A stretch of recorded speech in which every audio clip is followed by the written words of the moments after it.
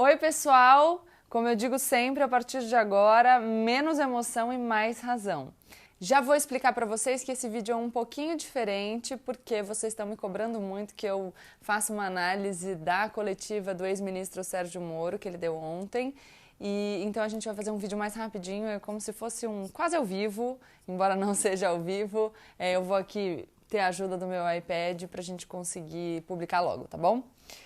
Vamos lá. Então, o Moro, o que aconteceu essa semana? Começaram a surgir aí na imprensa algumas conjecturas sobre a insatisfação do Moro com a tentativa do presidente Jair Bolsonaro de trocar o comando da Polícia Federal, o diretor-geral da Polícia Federal, e os jornalistas começaram a dizer que o Moro sairia do Ministério da Justiça e Segurança Pública, o que a rede bolsonarista tratou logo de rechaçar, falando que de novo era a imprensa, com fake news, que a imprensa, etc., extrema imprensa, blá blá blá, como ele sempre fala. Daí que no dia seguinte, depois dessas conjecturas virem à tona, o ex-ministro Sérgio Moro convocou uma coletiva, ele era ministro até então, e aí ele fez uma denúncia, né? Não foi nem um pronunciamento. E explicitou várias coisas envolvendo o presidente da República, o que deu até origem a um inquérito instaurado no Supremo Tribunal Federal, mas a gente vai falar já já. Eu assisti de novo essa coletiva do ex-ministro Sérgio Moro e anotei alguns trechos para vocês, então eu vou lendo aqui e vou falando o que eu acho relevante. Primeiro trecho, o ex-ministro Sérgio Moro diz o seguinte: desde 2014, na Lava Jato, a gente sempre tinha uma preocupação constante da interferência do Executivo nos trabalhos da investigação. O Executivo é a Presidência da República, tá? E isso poderia ter sido feito de diversas formas, a troca do diretor-geral, assim que houvesse causa, a troca do superintendente, enfim. Aí ele diz, foi garantida a autonomia da Polícia Federal durante esses trabalhos. É certo, aqui parte muito importante, é certo que o governo da época tinha inúmeros defeitos, aqueles crimes gigantescos de corrupção que aconteceram naquela época, mas foi fundamental a manutenção da autonomia da Polícia Federal para que fosse possível realizar esse trabalho. Seja de bom grado ou seja por pressão da sociedade, essa autonomia foi garantida e isso permitiu que os resultados fossem alcançados. Então, o que o ex-ministro Sérgio Moro está falando? Que durante a gestão petista, com todas as ressalvas que ele faz, a autonomia da Polícia Federal foi garantida. Eu já tinha falado isso em algumas outras manifestações minhas, trazendo uma fala do procurador Carlos Fernando dos Santos Lima, que integrava a força-tarefa da Lava Jato, que em 2016 deu uma entrevista falando sobre isso, dizendo que antes dos governos do PT as instituições não tinham independência e que o PT garantiu a independência não só da Polícia Federal, como também do Ministério Público Federal. Outra coisa importante de saber é que a lei das organizações criminosas, que tem lá a previsão da delação premiada, que foi o instrumento mais usado durante a Lava Jato, foi uma lei aprovada na gestão Dilma, uma lei aprovada sem vetos. Eu vou deixar os links aqui embaixo para vocês consultarem. Eu falei que na gestão petista foi garantida não só a independência da Polícia Federal, como também do Ministério Público Federal. E é importante a gente falar isso porque, embora a lei diga que é a prerrogativa do chefe do Poder Executivo, do presidente da República, nomear o diretor-geral da Polícia Federal e nomear o procurador-geral da República, o que a gente percebe é que nas gestões petistas, essa determinação legal ela era deixada de lado para se observar uma tradição que garantia maior independência para essas instituições. Então, no caso do Procurador-Geral da República, internamente o Ministério Público Federal faz uma eleição e dessa eleição, da escolha, então, feita pelos próprios procuradores, resulta uma lista tríplice, que era observada desde 2003, primeiro ano de gestão Lula.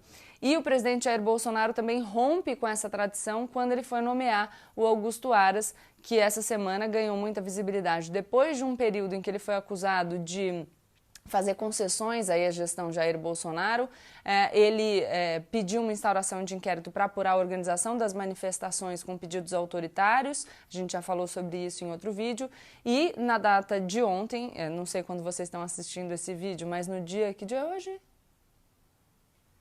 Menor ideia. No dia, peraí, gente, Hoje é 25 de abril, então ontem, 24 de abril de 2020, o Procurador-Geral da República, Augusto Aras, pediu também a instauração de inquérito para apurar eventuais crimes cometidos pelo presidente Jair Bolsonaro que surgiram aí desse pronunciamento do ex-ministro Sérgio Moro. Mas o importante é, o presidente Jair Bolsonaro rompe com a tradição de respeito à lista tríplice enviada pelo próprio MPF para indicar para o cargo alguém da escolha livre dele e não, portanto, uma pessoa que foi escolhida dentro do próprio órgão. Isso foi muito criticado quando da escolha do procurador Augusto Aras também já foi uma ruptura com esse setor lavajatista do bolsonarismo mais alinhado ao Sérgio Moro. Por que é importante essa história da nomeação do Procurador-Geral da República? Porque é o Procurador-Geral da República quem atua perante o Supremo Tribunal Federal, que é o tribunal responsável por julgar o presidente da República na prática dos crimes comuns. Os crimes de responsabilidade são julgados pelo Senado Federal e os crimes comuns pelo Supremo Tribunal Federal. Algumas pessoas acho que podem me perguntar, Gabriela, mas não tem aquela questão de que o presidente não pode responder pela prática de crime durante o mandato? Então, na verdade, ele não pode responder pela prática de crimes estranhos ao exercício das suas funções. Então, isso está previsto no artigo 86, parágrafo 4º da Constituição Federal. O presidente da República, na vigência de seu mandato, não pode ser responsabilizado por atos estranhos ao exercício de suas funções. Tá. Segundo ponto do pronunciamento do ex-ministro Sérgio Moro foi a questão da pensão. Ele fala assim, se algo me acontecesse, porque o que ele diz, eu fiquei 22 anos na magistratura, eu estava abandonando para assumir o ministério, e aí eu ia perder tudo que eu contribuí para a Previdência. Então, o que eu falei para o presidente da República era que se algo me acontecesse, já que eu estava ali combatendo o crime organizado, eu não queria que a minha família ficasse desamparada e sem uma pensão. E o presidente teria concordado com esse compromisso. Muita gente nas redes sociais começou a falar do absurdo que era esse pedido, porque afinal não existe previsão legal para essa pensão e, portanto, o presidente da República não poderia ter concordado com ela. Outras pessoas avaliaram isso de forma muito positiva, dizendo que era uma preocupação legítima do ex-ministro Sérgio Moro. Aqui quero dizer que acho de fato que é uma preocupação legítima, ele estava preocupado com a família dele, porque ele ia se expor combatendo o crime organizado, então absolutamente legítimo. Num primeiro momento achei estranha essa combinação de uma pensão que foge das hipóteses legalmente estabelecidas, mas aí ontem eu vi uma publicação do professor Gustavo Badaró falando que seria possível que se combinasse uma indenização para a família do ministro Sérgio Moro, desde que isso fosse previsto por uma lei aprovada pelo Congresso Nacional. E ele deu o exemplo da Lei 10.706 de 2003, que concedeu uma indenização em moldes diferentes, mas enfim, é um exemplo. Então isso poderia servir aí como um indicativo de que essa indenização seria possível mesmo sem que houvesse uma violação daquilo que é determinado pela lei. Seria uma hipótese excepcional. De qualquer maneira, a gente precisa pensar o seguinte, é claro que um ministro da Justiça e Segurança Pública se expõe ao combater o crime organizado, mas mais do que o ministro de Estado, se expõem os policiais todos os dias, que estão na linha de frente, né, do combate ao crime organizado. E esses policiais, que no geral são mal remunerados e estão lá muito mais expostos aos riscos, eles não têm a prerrogativa nem de opinar sobre a organização e implementação das políticas de segurança pública e também não têm a possibilidade de combinar com o presidente da República uma indenização para suas famílias caso algo lhes aconteça, e uma indenização excepcional fora das hipóteses já legalmente estabelecidas. Então, acho que é importante a gente pensar nisso. Claro que é legítima a preocupação do ex-ministro Sérgio Moro como indivíduo, como ser humano, mas pensar nisso num contexto mais amplo, que é de as nossas políticas de segurança pública, da forma como elas são estabelecidas, e aí eu convido a vocês a já assistirem outros vídeos nos quais eu falo principalmente sobre política de drogas, elas são estabelecidas e elas colocam em risco os agentes de segurança pública que estão lá na linha de frente, né, e que no geral fazem parte do extrato mais pobre da nossa população, porque se a gente for avaliar o salário que é pago aos policiais, a gente vai ver que não é um salário alto. Bom, continuou o pronunciamento. Ele fala o seguinte, que ex-ministro Sérgio Moro, a partir do segundo semestre do ano passado, passou a haver uma insistência do presidente na troca do comando da Polícia Federal. Isso foi, inclusive, declarado publicamente pelo presidente da República.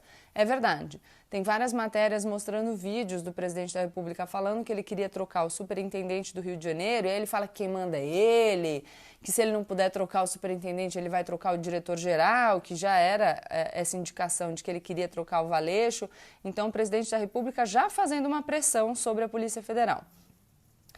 E aí o ex-ministro Sérgio Moro disse que não havia motivo para substituição, tarará, tarará, né? Tá, vamos lembrar... Ih, tô gravando na câmera errada.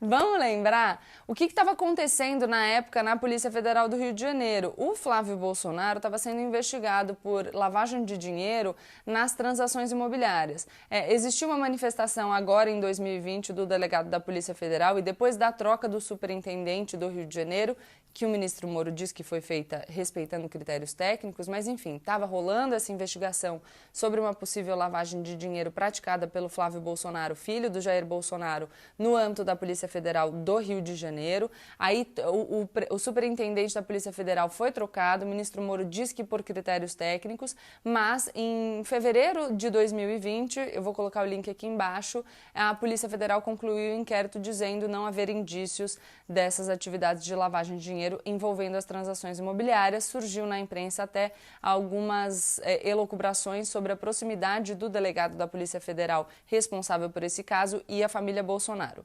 Aí o ministro Moro diz o seguinte, que o presidente da República passou a insistir muito na troca do diretor-geral e que ele sempre falou que não existia nenhum problema em trocar o diretor-geral, que desde que o presidente da República indicasse um motivo técnico para a troca. Então, uma ineficiência do diretor-geral, algum problema de produtividade. E aí ele fala das operações contra a corrupção e diz que eles tiveram um problema no ano passado porque eles não puderam movimentar inquéritos policiais ligados à lavagem de dinheiro por cerca de 4 meses. Aqui, nesse ponto, ele está falando sobre a paralisação dos inquéritos envolvendo os dados do antigo COAF, atual UIF. Se vocês se lembrarem bem, em virtude de um pedido feito pela defesa do senador Flávio Bolsonaro, filho do presidente Jair Bolsonaro, junto ao Supremo Tribunal Federal, os inquéritos envolvendo dados do COAF foram paralisados por cerca de 4 meses. Então aqui o ex-ministro Sérgio Moro faz uma menção aí a uma paralisação que também foi decorrente de um pedido da defesa do senador Flávio Bolsonaro. Olha, esse vídeo tá ficando gigantesco, então eu vou parar por aqui e a gente continua num próximo vídeo para não ficar muito cansativo para vocês. Quem quiser assistir os dois em seguida, quem quiser dar um tempinho, respira, bebe uma água, mas volta para assistir o próximo.